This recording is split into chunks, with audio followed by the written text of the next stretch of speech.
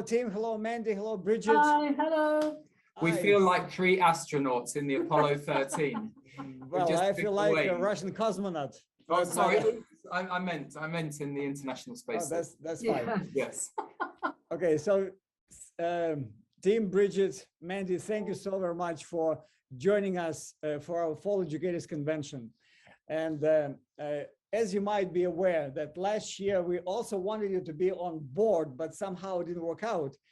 And we were talking about how to thrive in the time of uncertainty. Yeah. That was very appropriate at that moment, and because lots of people didn't really know what to do. But this year, as we are very certain that the pandemic is still on, that the borders are still closed, and it is kind of a certain thing for the moment. And people have to embrace a lot of changes that are happening today. And so in our Fall Educators Convention, we thought that it would be nice to take a tour around the world and to see what changes are taking place in different parts of the world, how they are affecting the countries, people, schools, teachers, parents, students, and what we do to help offset all the pressure that sometimes we experience. And so before maybe we start the ball rolling, okay, Tim, would you please introduce yourself? Just tell us like what you represent and how long have you been with the School of Tomorrow program? Okay, I have been 7 years here. It's a good biblical number at the Christian Education Europe headquarters. I'm the chief executive. I'm also a director of the International Certificate for Christian Education, ICCE, which is a qualification that enables our students to get into university and further employment. So that's my very humble role here, being supported by Aaron and her. All right. Since you mentioned Aaron and other names, but please, okay, Mandy, your real name and so my name what is, you represent. Yes. Oh, yes. No. So I'm Tim Vince, but I'll introduce you to my right. Yes, I'm Bridget Boulton, and I've been working with Christian education for 36 years. And my heart has remained the same, although some of my roles have changed and developed, particularly in the last 18 months, for reasons we'll discuss. And currently I'm working with prospects, which is interesting, isn't it? We've been growing in the last 18 months. So that's worth you hearing about, the excitement of hearing about growth.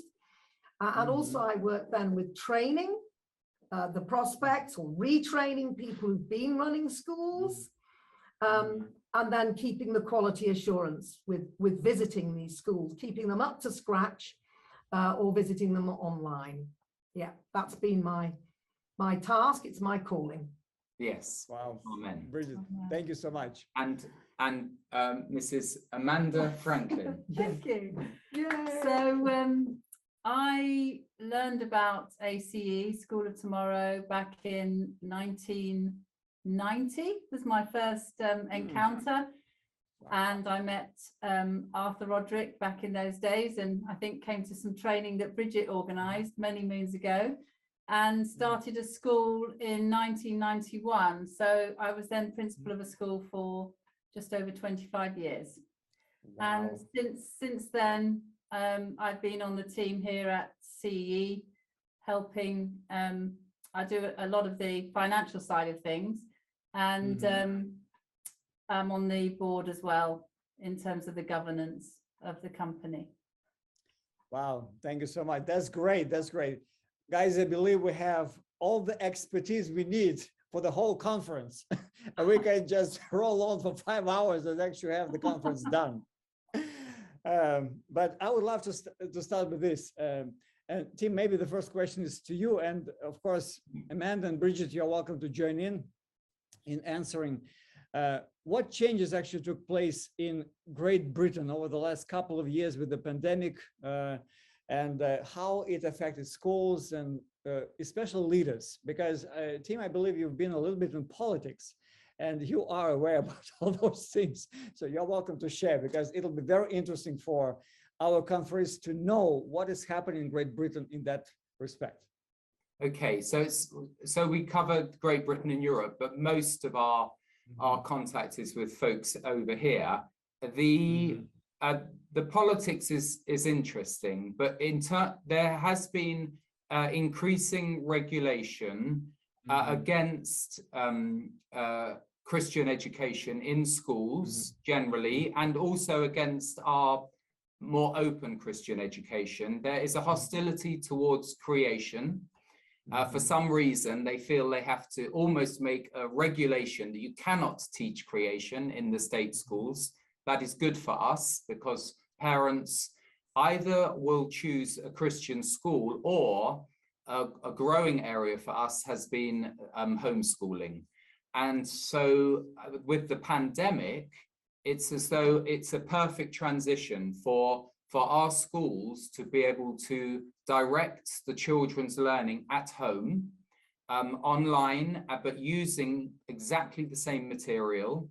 And then for the home schools, it's been a variety of requests. We've had a lot of growth from people who want a short-term fix, who expect to go back to schools, but then also a steady growth in those who want to make a full commitment for their children, for their whole education to be Christian.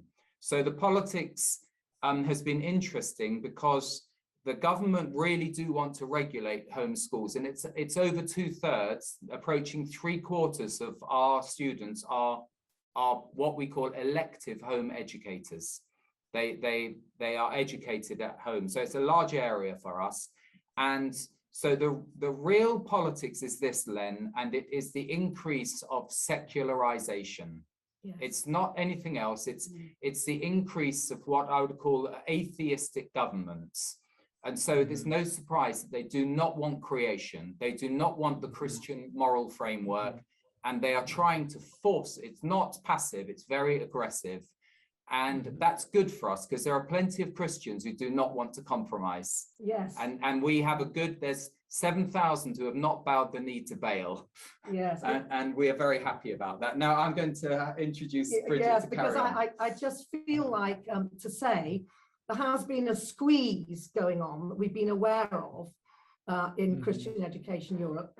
But we're standing against it, if you like. You see, we've always felt like we're creation-based, Christ-centered, and character building. That's what we stand for. And so actually, as there's been this squeeze from the government, we've simply turned up the heat on what we believe. And that turning up the heat, in a way, has made us a bit more radical as believers. And funnily enough, that's made us more tasty to the church. It's made us more tasty to the people out there. We're not just an alternative curriculum. We're curriculum that's got a clout that will make a difference in communities everywhere. You wouldn't believe that we could grow schools during a pandemic, but we have. That's right. Both in England and in the Netherlands.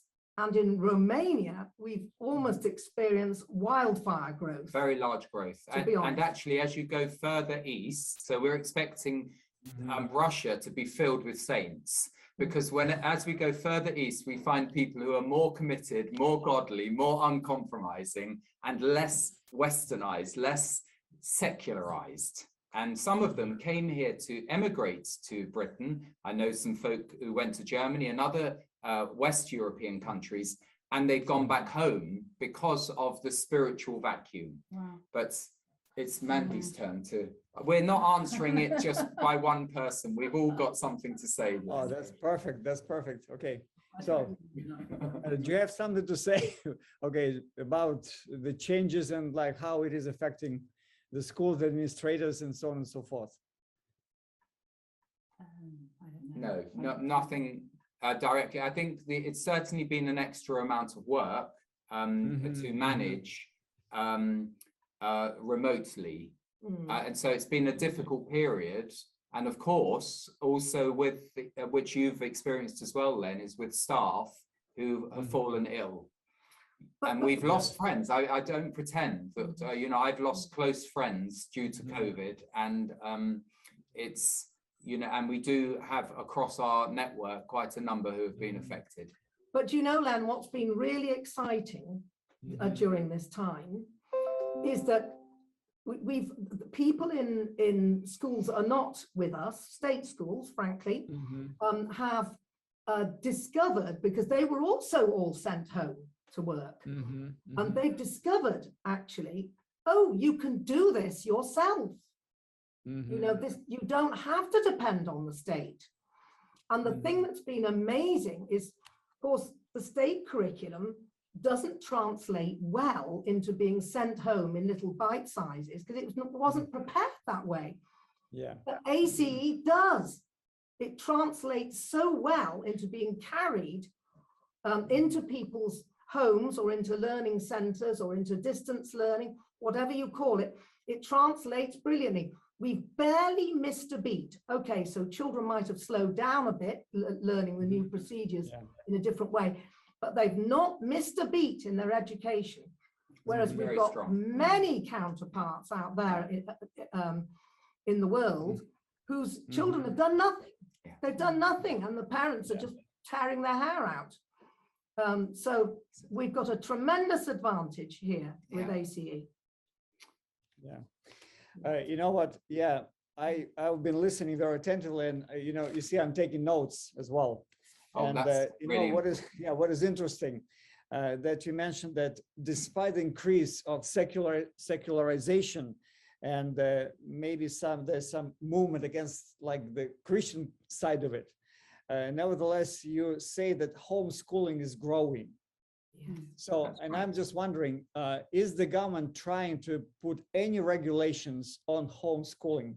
Because we are aware in Germany, it's actually forbidden.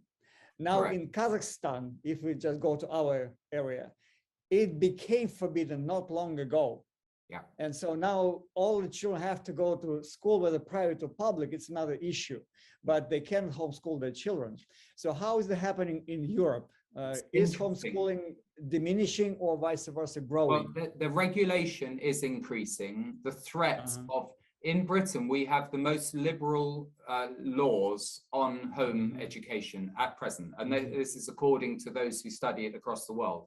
But our government is now, or the education committee in our parliament is now really pushing hard to say that we don't know how many children are homeschooling. They're in danger because the home is a potential area of danger because it's unregulated. Families are dangerous, you know, parents are dangerous. So it's all the opposite of what we know. And actually the legislation for protecting children is already in place, but they are pushing for every homeschool to be on a register. And we know, and they say, don't worry, it's only a register. But actually, once you have a register, what do you do with the list? They think maybe 75,000 people are homeschooling in the UK permanently, not just for the pandemic. So if you have a list, you want to monitor that list, you want to regulate, you want to inspect, and that is what is being threatened. I have to say in France, they've just passed a law in the upper Senate. It's just gone through so that it is much, much more difficult to do homeschooling in France. That does seem to be a trend. And also, it is this idea that the modern secular state can create a framework of values. So in Holland, they call it civic values. In France, they call it Republican values. In Britain, they call it British values. It's all the same. It's a kind of secular framework of values that really are, as it were, descendants of Christian values, but they will never mention Christian values. And of course, they change their definition of what is good and bad in certain things, not least lifestyle and behavior. They have definitely changed what is good and what is bad according to their values. So that is definitely a threat. I'll just say one other thing. We are, because of homeschooling and because we are quite high profile on the internet for homeschooling. We do get asked by, I've been interviewed by the BBC. It's not just Christian TV stations and radio stations. The mainstream want to hear from us about the idea of homeschooling. And so it gives us an opportunity to talk about creation to start with. And the other thing, Len, But we must let Amanda in as sorry. well. No, it's fine. You go ahead. But you must interrupt. You must Okay. interrupt. Tim knows I'm You not go. allowed. You go. So I just talk about this Yes, please. halfway house for a minute, because what has somewhat mushroomed for us in this last 18 months is that you've got homeschool on the one hand and you've got school on the other hand, but actually there's been a rising popularity towards a learning centre, which is not a homeschool nor a school.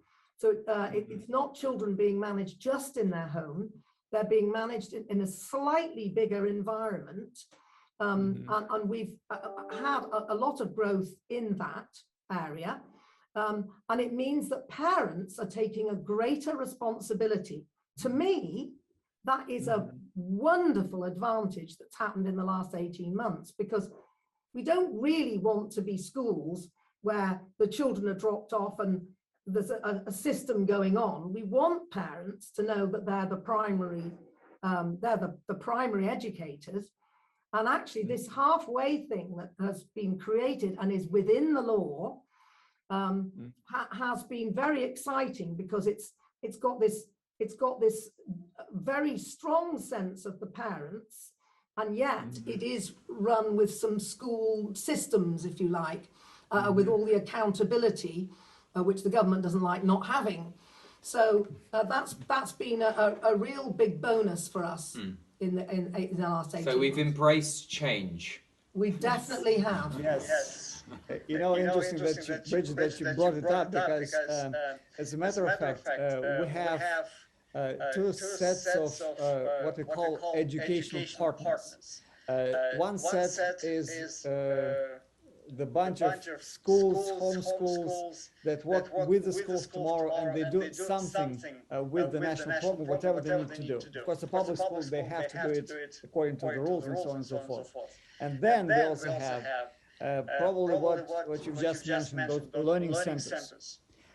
Those are smaller schools. They don't want to call themselves a school, but they adopt the status of extracurricular education center. And then they actually educate children, and then they sign their kids with us, because we have a license, we have accreditation from the Russian government. And then they receive all the proper documents and all the testing from us, and the government recognizes that and gives them a state diploma. But those learning centers are growing up as well. And like Tim, you mentioned, the government is anxious to regulate it as well. And in Russia, actually, there's almost no avoiding regulations. And all our children have to be signed up with the register, the same thing, with only one exception, that there is still a thing called homeschool. And you can actually, at least according to the law, you can sign up just for the final testing. You can show up after the 9th grade and tell them, here I am. Okay, I'd love to be tested, and they have to accommodate your request. Very Yeah, good. so it is still good. And may I ask you another question, because that's something that I believe is still very Christian about the Russian law and education, with all the communist background and so on and so forth, because our law still says that parents are responsible for education of their children, Yes. not the state, parents. So how does it happen in Europe in different countries? Well, it's very much it's still the law, and actually it's in the UN, if I'm allowed to mention the United Nations, it's in the UN, Declaration of Human Rights, that parents are, have the right to educate the children according to their own religion and faith. It's still there, but there's another movement, which is that children have rights which are higher than the parents. And there was an attempt in Scotland for them to appoint a state guardian at birth. In Scotland, if you can believe it, that would look after the interests of the child above the authority of the parent. It didn't get through the parliament, but it's out there, this type of thinking. And by the way, they estimate it would cost about $500 million, 500 million to create a monitoring system for homeschools in Britain. And that's after 400, that's $500 million on top of 400 billion that we've spent on the pandemic. And no one is saying how on earth they're going to find the money to do this. But it's definitely an appetite in government to have more and more control. We're seeing that even with coronavirus. It's just, there's a fight between those who want freedom and those who want, liberty for the individual and those who want state control. And we're definitely on this. We believe in, complying with the authority that's given by God until it is going against God's law, and then it's moving from Romans 13, I think, to Acts chapter 4. Which is when Peter and John were before the Sanhedrin, they said, should we obey God rather than man? So we believe very strongly we should obey God rather than man, but there are certain areas of regulation which are neutral. But that's a whole new debate, and I'm going to start Bridget off again if I carry on for too long. Yes, I'm itching to speak, but I won't. Yeah, no, so it's challenging, but also exciting. The fact that our profile has been raised. People know that that our homeschooling has delivered, and we have about 3,000 kids who use the ACE curriculum here in our area, and that's a significant number of children, individuals whose lives are dependent on us, and we take it very seriously. And the government know that we have many star performers as well. I'm not saying that everything we do is geared towards the stars, as it were, but we have many who have been very high achievers because of mastery learning and because of individualization. No question about it. Yes, in fact, Len, I'm going to tell you a funny story. It's probably got nothing to do with what we're talking about, but it's a great story. We have a young lady that got into Delft University in the Netherlands, and she was brought up before the board of in the university, and they said, we're going to have to terminate your time with us because you've plagiarized your final works. And then they went through everything, and she showed them her lead up notes and all the plans that she'd done. They ended up giving her an A star because her individualized learning and her planning and her preparation and her ability was so shining forth, they couldn't believe it came from her age. Yeah. So, we're winning some really good clout at high levels as well. Respect. Yeah. Some respect. Yeah. Wonderful. Yeah. You know what, you mentioned that you've been growing in the number of schools, even at the time when it looks like everybody's shut down and don't go to school, and still schools are growing. Why do you think it happened in your area? Our learning centres have grown. Our schools that are established have grown. We do have some new schools, but our main growth, if we're talking about large, 10% type growth, has been with the homeschools. But Bridget, I know, is going to mention a school. Yes, I'm going to mention the schools because we've like Tim said, we've grown the learning centres, and we've grown new school in the Netherlands and several schools in Romania. I think it's come for the same reasons we said at the very start. It's come because the people within the schools have, if you like, revisited their original purpose, because the original purpose is to grow disciples. And because the atmosphere has been so tricky around us, I believe that the people have revisited that purpose, and they've determined to rescue children from society. That's what's happened, I believe. And certainly we can testify about, we've got a new school locally. It had 9 children at the beginning of the pandemic. A year later, 27 children. Now, no, neither of those figures are huge, They're not a landslide, but that's a 300% growth in 1 year. And it's a church that's fully behind the school. And that certainly is a strong combination when the pastor of a church is fully behind the starting of the school. Yeah. And parents, of course. Yeah. On the point about, parents, it's like a contract for children that go to a state school, and it's called, the teacher is in loco parentis. They are in place of the parents.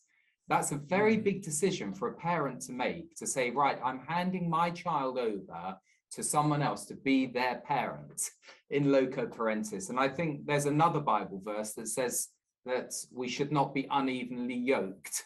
And in one sense, it's a kind of contract you're making with people who are teaching your children a different worldview, sometimes a different God. Certainly, it's not being evenly yoked. So, we understand that every parent has different circumstances and, different locations in the country. We don't have schools, so we don't beat them over the head, but we certainly offer them the opportunity to do a full-blown Christian education. Yes. But we're not judgmental, we're not perfect, Len. I think the pandemic brought about a time for people to reflect and to really look at their values and what they really want for their children, and sitting at home on a computer, doing whatever's on there, even if it's some online learning, just it doesn't hit it in terms of any value base. So I think for Christians with a conviction, I think people did literally go shopping for something better in a way. And the fact is, we're consistent and we're committed, and and we've shone forth in that. We're consistent. What we say we do, and we keep doing it. Yeah. One other thing, so pandemic Go ahead. related. Go ahead. Yeah, one other thing, pandemic. I'm sorry, we're not following your script, Len. That's fine. I wanted actually for us to. We decided that people flexible. that come online, we're general public Christians now. You have to give them something. You can't just say, can you sign up to X £100, a year for 12 years? So what has really been successful is we've given away digital. We did a number of science guides. So it's Earth and atmosphere, genetics and evolution, but all with a Christian perspective. We got 4 or 5 science, the philosophy of science. And we made them all available free on our shop, Christian.education shop. And that has enabled us to get a much wider reach, even among those who wouldn't sign up to our program. And I think it's important to have a kind of outreach beyond the club, as it were. And good place to start is in the whole area of evolution. Not to say that it doesn't exist, because the people who teach evolution say creation doesn't exist. So these teaching guides have been from a creation perspective, but fully covering the government curriculum on evolution as well. So they're unique because the government books don't mention, they literally do not mention the fact that there is an alternative viewpoint. Well, we show both, and we encourage critical education. The children can critically assess, whether the king has any clothes or not. That's a good illustration. You know what, Tim? Actually, the first time when I saw a post about evolution, which was a shocker for me, when I came to Dallas, Texas, actually I came to Louisville, Texas, where the School of Tomorrow has the main warehouse. And I came to the school that was under Herb Retch's umbrella, church umbrella. It was a Baptist school. And I come to the Learning Center and I see this poster about evolution. And I just, Mr. Retchy, what's going on? And that's what he told me. He said, you know what, our students should not be afraid of evolution because they have the truth. They need to know the truth, but they also need to know that there are somebody who believes in other things. And they need to be able to talk about it, talk freely. Exactly. From the biblical perspective, that's exactly what you're saying now. And I guess we are trying to do the same thing, because in the Russian secular curriculum, there's nothing about, well, they do mention creation, I would say. They do mention creation, but as a theory. The main thrust is into evolution. But at least our students are exposed to the concept of creation, even within the Russian national curriculum, which we really appreciate very much. And in that respect, I would say, I once had a talk with Brother Franklin and Brother Roderick, and I was asking, and maybe Tim, I was asking him and you, like, why can't you go along the same lines as we do here in Russia? Because we use our state curriculum, which is authorized by the government, and they use the School of Tomorrow full-fledgedly, but in the status of extracurricular activity or classes. And then the government says, since you're using, in the main part, the state-approved curriculum, we are fine with the biblical part in your extracurriculum, because it's extracurriculum. And if you use it and your parents sign a paper stating that, yes, we agree to use it, they say it's okay. And then, of course, that's very good. I mean, all you told me. That's another contract. That's a good contract that a parent is making with the school. That is really good. But you explained to me that, yeah, in your case, the secular nature of the state curriculum really clashes with the biblical. Yes, that's why we wouldn't be able to have that kind of school in a way, because it's threaded throughout everything, really, in the state curriculum. And also, once you become a state school, you also are required to fulfill all the other bits and pieces, shall we say, that have been the trend recently, and they become a requirement. We still have a tiny bit of freedom as independent faith schools. We have a tiny bit of freedom to adjust and present things like gender identity, for example. We have a bit of freedom to present those things from our own perspective. Whereas once you become a state school, you have to do everything according to the state requirement. And it would be a massive compromise. By the way, that's absolutely right. But because we have our certificate for Christian education, that obviously needs to be at an academic level, we have gone through the whole of what we call the national curriculum.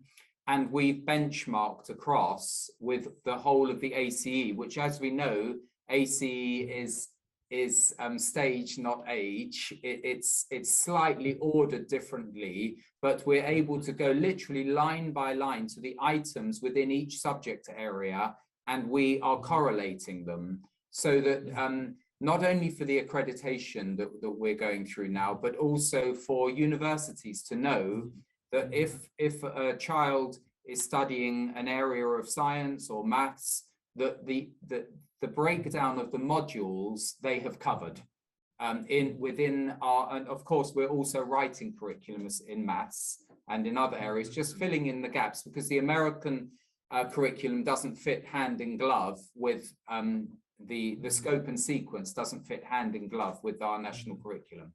Yes, and this work that we're doing in this way of benchmarking, it also means that staff members, right down at the level of staff members, supervisors, even monitors, are empowered to know that they can prove where we're at, because we get state inspections, you know.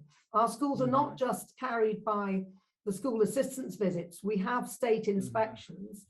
And it's wonderful for a staff member to be empowered to be able to say, well, actually, that fits what you're saying there. And to have it at their fingertips. Yeah, it's a big project. It's a big project.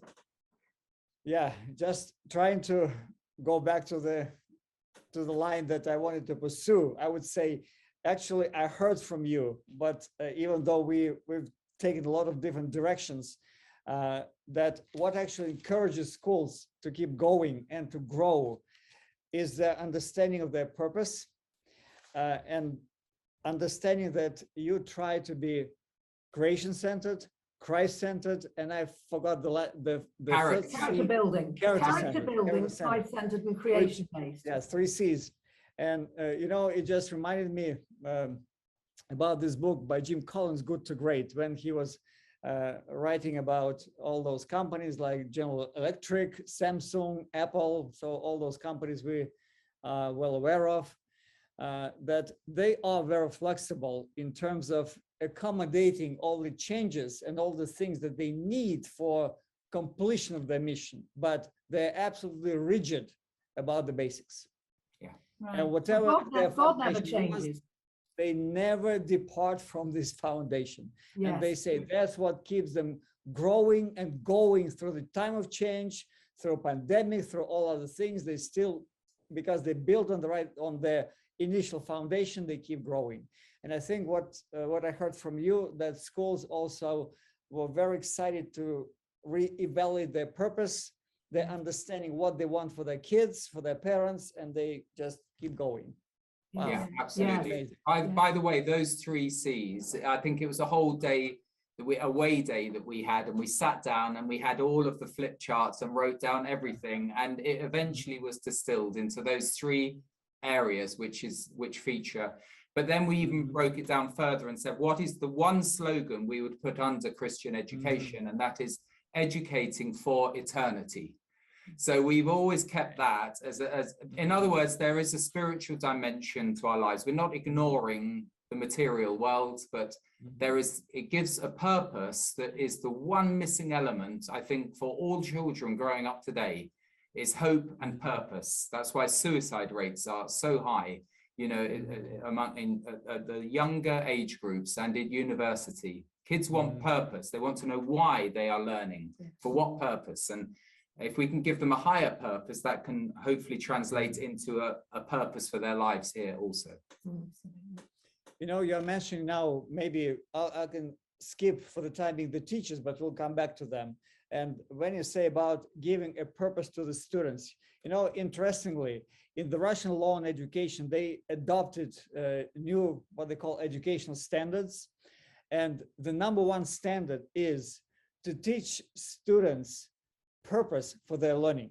Excellent. So it would not be just us telling them it's important for you to learn, because it makes no sense for a 3rd grader. When you tell a 3rd grader it's important for you to learn, why in the world is it important for me?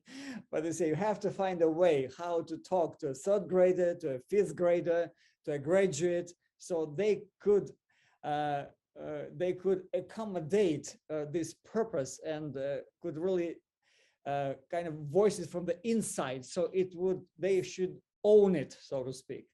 And I guess what you're saying is also very important.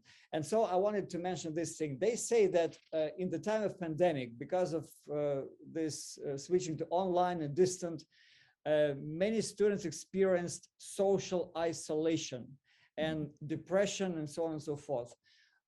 Would you say that that was the case with some of the students in your schools?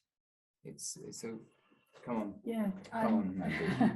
I think for students, being isolated and being at home and having a reduced community is inevitably going to throw up hurdles for them, because God created us to be social beings, didn't he?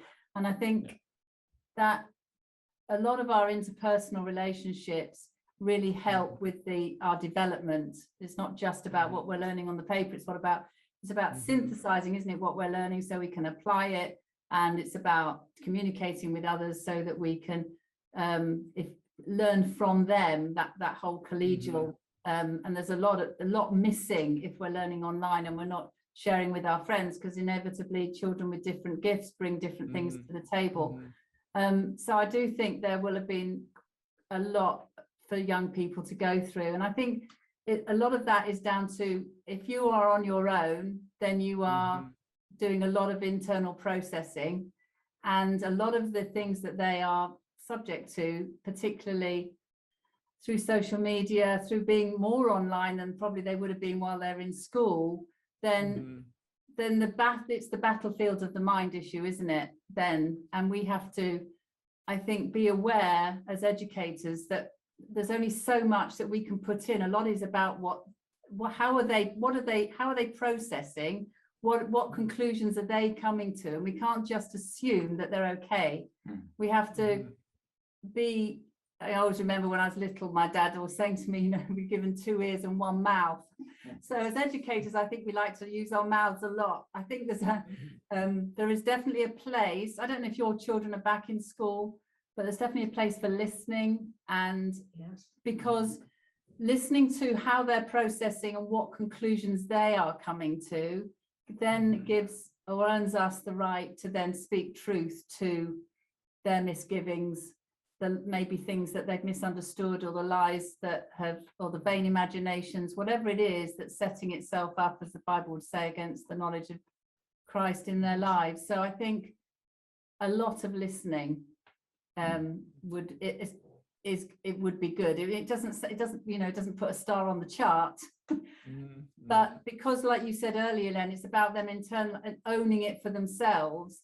I think so many times as educators, we assume that our students are owning it for themselves. They know how to give the right answer. They know what we want to hear, but we have to, I think, be much better at listening now to what is going on. And we don't want them to victimize themselves. We want them to learn how to take hold of the word for themselves, change their thinking, and speak truth to what they're thinking. So I think it's time. Allocate time to something that we maybe haven't given time to before.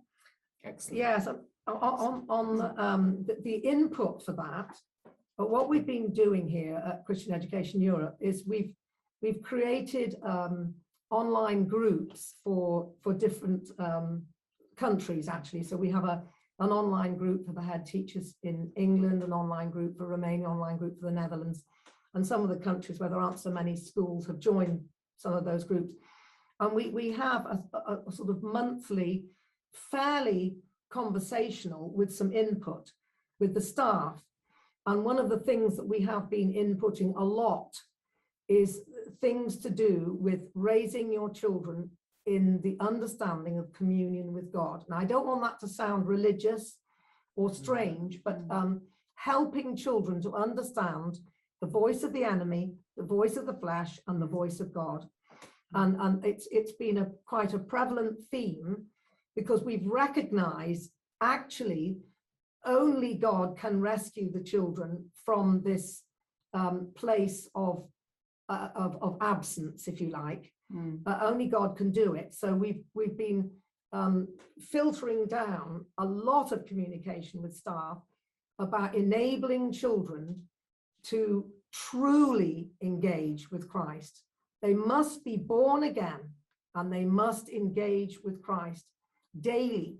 And it is literally the medicine of life for them. And the Bible's full of it. It says, you know, the same spirit that raised Christ from the dead dwells in you.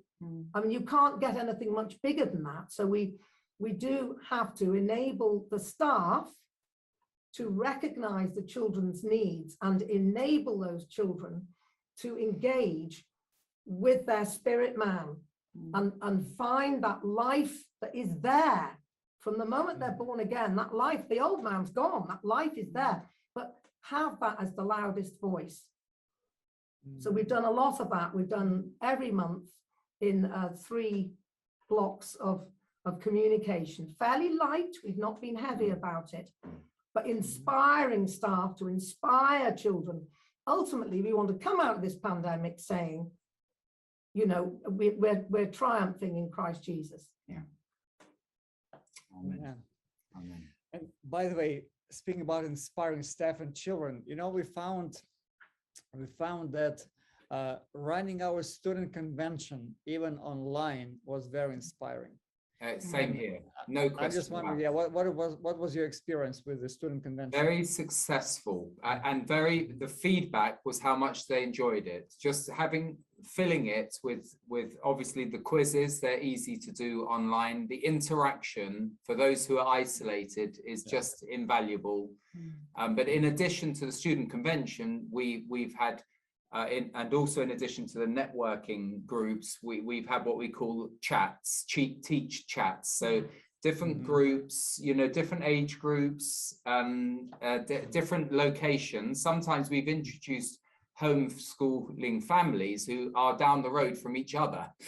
and they didn't really know the other was there until we were on one of these online groups. But we managed a fairly, I would say, successful, except that we weren't gathering together, European Student Convention, and we need to decide next year how we manage it. We also were able to, I don't know about you, Len, but we were able to have a home educators convention in the outdoors. We weren't allowed to have any indoor meetings, so all of our gatherings were out in the hills of Wales, and it was well attended and it was wonderful. We weren't able to do all the activities that we normally do, but we were gathering together in fellowship and worship and teaching, and it was really wonderful. So we're looking forward to the end of the pandemic.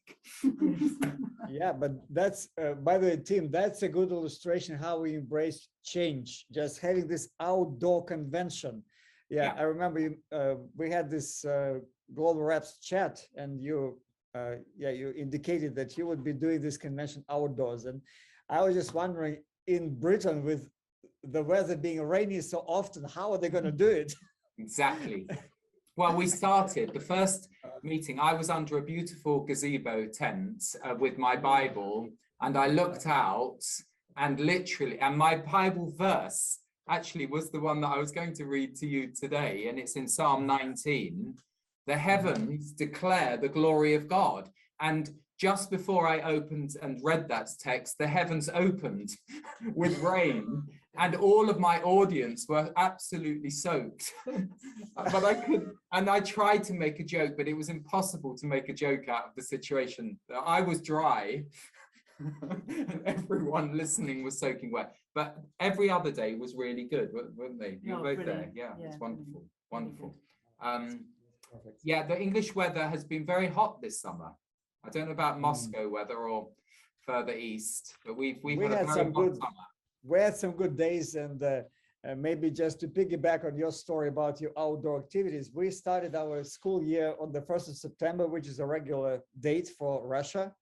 And we had our first opening ceremony for our campus-based students outside, which was great. And then about 350 people came later at 3 o'clock because we invited homeschoolers.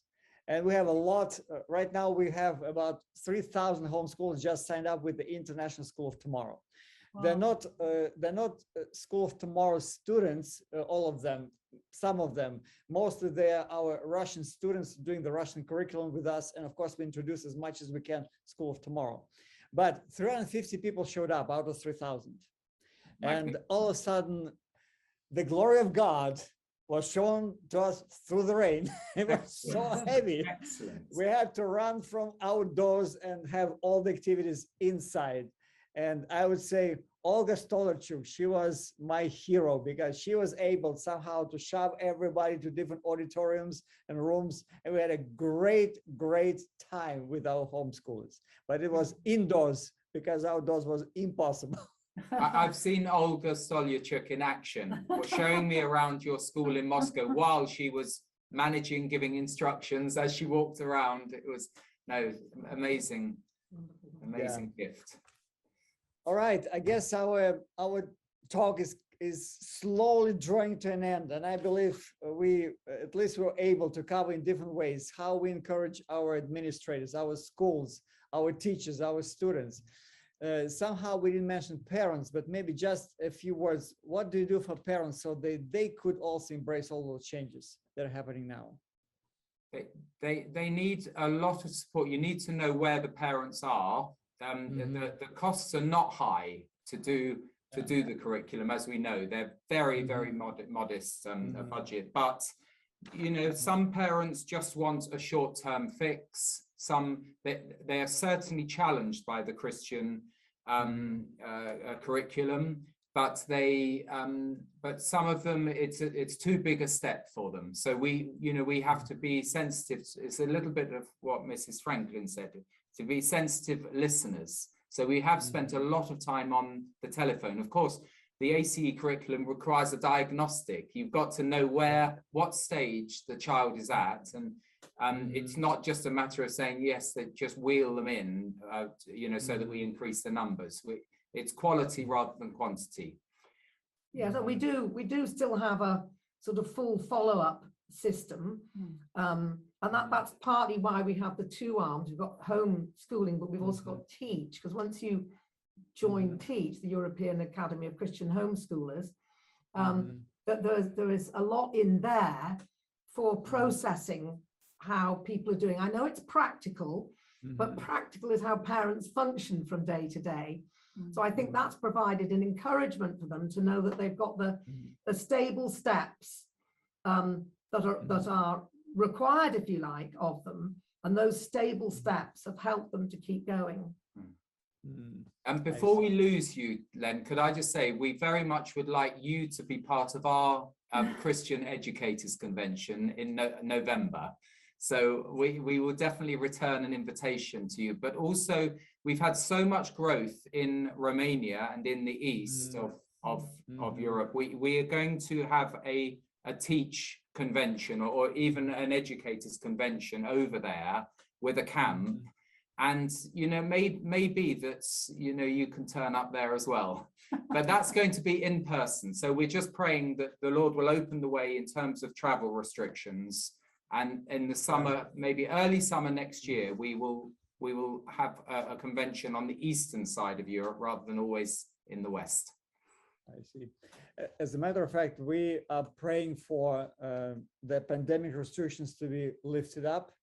And we are running 2 student conventions this year. One will be online, which will be in October through January. And we are adding, for the first time in our life, we're adding primary school convention, which will be online. Excellent. Mainly through, the entries will be mainly pre-recorded, but we will have small chapels and small assembly time with the students that will be a part of this convention. And then what age? 7 through 9, 7, 8, and 9-year-old kids. Yeah. And we also agreed, because we already have one of the schools in the Urals. They've been running it under our auspices for about 7 years. And they say for first graders, they do not judge. They give everybody a certificate of participation and a medal of participation, whatever the result is. But they begin to judge as of the 2nd and 3rd grade. And it works fine for the students this way. We also have a junior convention, actually, Len. And in that junior convention, there is some judging, but it's more to do with giving helpful comments for each student to grow. So it's not done to award a sort of position, although we give some medals for the class performance, if you like. But yeah, it's to encourage and train, really, and improve towards improvement. So yeah, we do that too. I'm really thrilled to hear you do it. Well, we are on the same page. And Tim, I would be more than happy to be a part of your November convention. Of course, it'll be online. So in whichever format you would love it to be, yeah, it would be my privilege. Bless you, Len. Okay, let me just try to do it, because I prepared some questions and I would love for you to answer them really quickly. So don't give me a full answer, give me a very brief answer. If it is yes or no, or just something, anyway, brief. Let's try it. You'll be the first bunch I'm trying those questions on. Okay, what has been the hardest part about moving your classes online? Making sure the internet works. Okay. How do you think your students have adapted? Well, yes. Well, all right. Very well. How much work has it been moving your classes online? Huge, Everest, monumental. Granted. What do you miss about teaching in person? The heartbeat. Yes. The real heartbeat. All right. Okay. What are your biggest concerns about online teaching?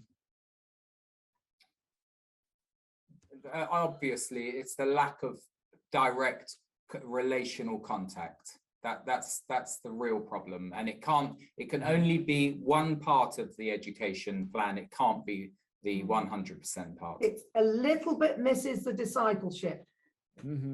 Okay, sounds good. What kind of curriculum do we need today? ACE. And I would add ACE, paperback, and online. And I hope Mr. Howard will hear us, and Yes. Mrs. Howard as well. Well done. I didn't know we could say that, Len, but we will. We're with you. I can Your squeeze it in. influence Yeah. at the highest level.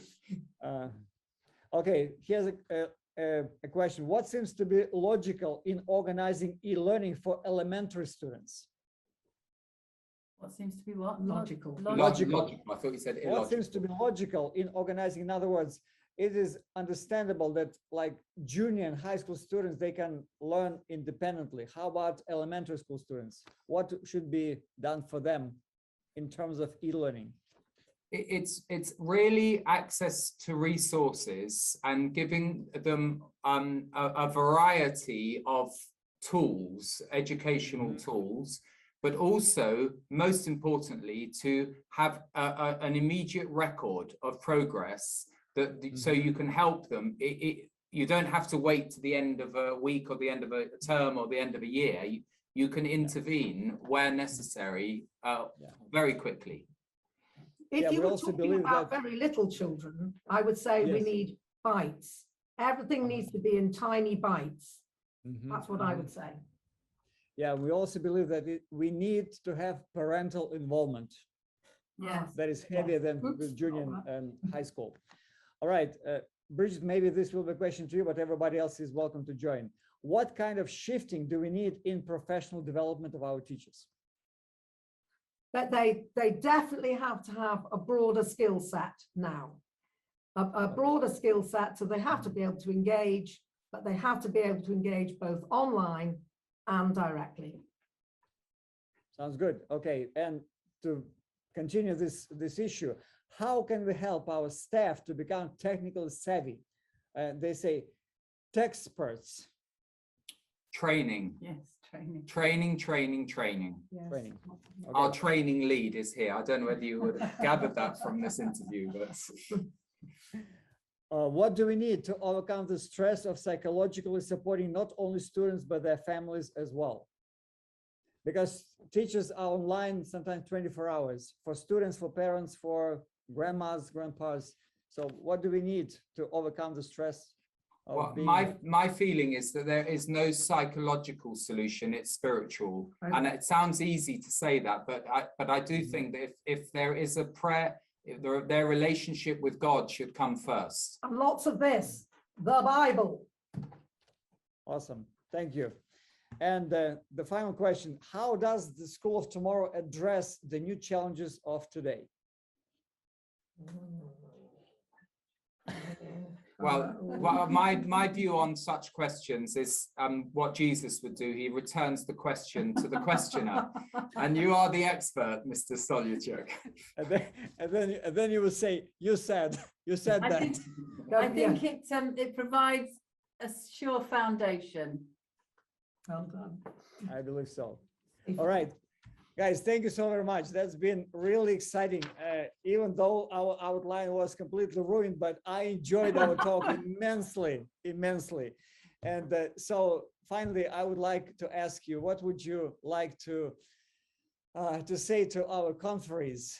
Somehow, what would you wish for them in the next stage of their academics, in their life, and so on and so forth?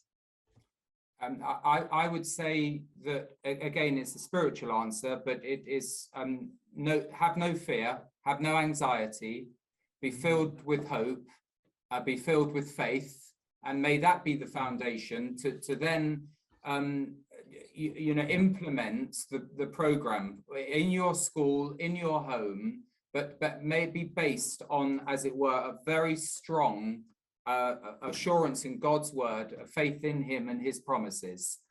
That would be my answer. Yeah, and I would say keep your focus on Jesus, so that your purpose is eternal. I was going to say something very similar: seek first the kingdom, and everything else will follow. We're a very Christian bunch from here in Europe. As a matter of fact, we also have this Joshua 1:9, be strong and courageous, do not be afraid. Do not be discouraged, for the Lord your God will be with you wherever you go. Excellent. Amen. Amen. He's the Alpha and the Amen. Omega, the beginning and the end, isn't he? So he's going to be with us through it all. And remember, we talked about change, but God never changes. Amen. Amen. Amen. Okay. In conclusion, Tim, would you please conclude us in prayer so that we could have God's blessing on whatever other challenges we have to face? Amen. Let's pray. Almighty God, Father of our Lord Jesus, our Father, who art in heaven, we ask that your blessing to be on the convention for the School of Tomorrow in Moscow, for the Fall Educators Convention. Pray for your blessing on each home, each family, each school. And we ask, Lord, that there would be a continual, strong, shining light for you in these dark times. And may those who are in the communities where the schools are, may they see something special and ask and learn more of you. And may it all be for your glory and your praise. In the name of Jesus. Amen. Amen. Amen. Amen. Amen. Okay, one more time. Tim, Bridget, Amanda, thank you so very much for joining us for this particular time. It's been a blessing, and we'll go on in God's spirit, in his grace, and give him all the glory for everything. Yes. Amen. Slava Bogu. Yes, I was going to say, Thank you for the good. privilege. Spasiba and do svidania.